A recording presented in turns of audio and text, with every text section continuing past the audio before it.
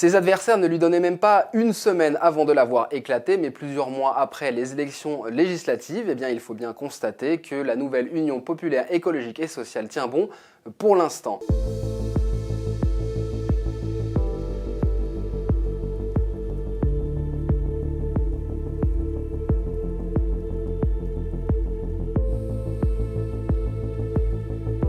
Ces premiers pas parlementaires ont permis de vérifier qu'il existait en réalité une convergence de vues entre les 4 partis qui la composent sur l'économie et le social.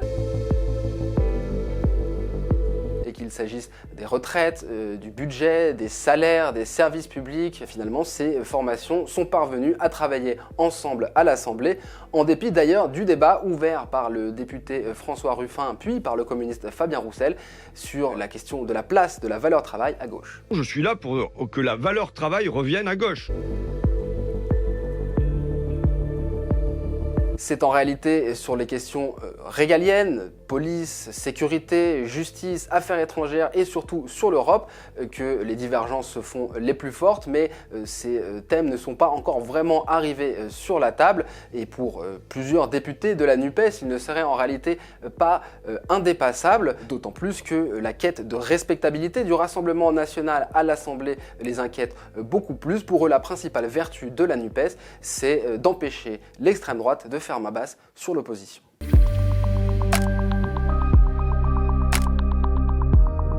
À noter que les écologistes, puis les socialistes et enfin les communistes vont chacun tenir leur congrès dans les mois qui viennent. Aujourd'hui et en l'état actuel des choses, eh bien, seule la France Insoumise et le Parti Socialiste envisagent de continuer de faire bannière commune pour les prochaines élections, notamment les européennes de 2024, ce qui fait d'ailleurs dire à plusieurs députés LFI que ces deux partis sont en réalité le duo fort de la NUPES. Les Verts, quant à eux, eh bien, ne veulent pas entendre parler de cette liste unique pour l'instant. Il est vrai que le mode de scrutin des européennes, un scrutin à la proportionnelle, eh bien, il leur est traditionnellement plutôt favorable et de toute manière, la plupart des responsables écologistes souhaitent une union mais limitée au champ parlementaire pour l'instant. Enfin, le succès ou l'échec de la grande marche contre la vie chère et l'inaction climatique organisée par la NUPES le 16 octobre prochain sera aussi déterminant pour la suite des événements. On sait que la France Insoumise voulait à nouveau embarquer les syndicats, là où le Parti communiste par exemple préférait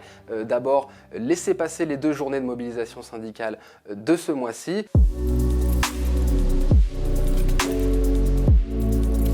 Il y a ceux qui, comme Jean-Luc Mélenchon, comme la France Insoumise, eh bien, parient sur une crise de régime, un délitement du quinquennat d'Emmanuel Macron qui pourrait ne pas arriver à son terme en raison de son absence de majorité à l'Assemblée nationale. Pour eux, la question de la dissolution est un horizon pas si lointain que ça. Pour les socialistes et dans une moindre mesure les écologistes, eh bien, c'est avant tout maintenant, pendant cette législature, que la NUPES doit faire ses preuves, notamment au Parlement, pour trouver le chemin de la victoire à la présidentielle de 2027.